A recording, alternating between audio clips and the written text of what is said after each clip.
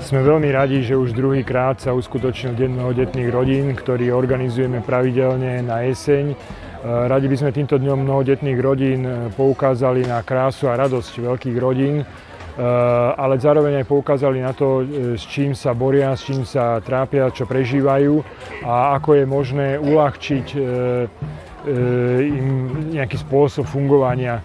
Či už je to formou nejakých možno zliav na štátnej alebo na regionálnej úrovni, na samosprávnej úrovni, alebo aj ocenením, čo je veľmi dôležité, tieto rodiny, aby vnímali ocenenie spoločnosti za to, že v podstate vychovávajú deti pre nových daňových poplatníkov, môžeme povedať, pre štát, že sú jednoducho nevyhnutnou súčasťou.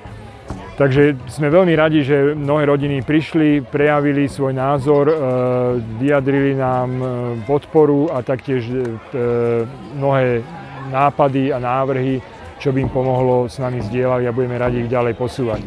Akadémia rodiny okrem tejto akcie a jej primárnou úlohou je organizácia vzdelávacích kurzov, ktoré sa zameriavajú na rodičov, na výchovu a vzťahy, budovanie vzťahov. A od tejto jesene a od tohto nového akademického roka pripravujeme ďalšiu sériu kurzov, na ktoré je možné sa prihlásiť. Viac môžete si pozrieť na našej web stránke.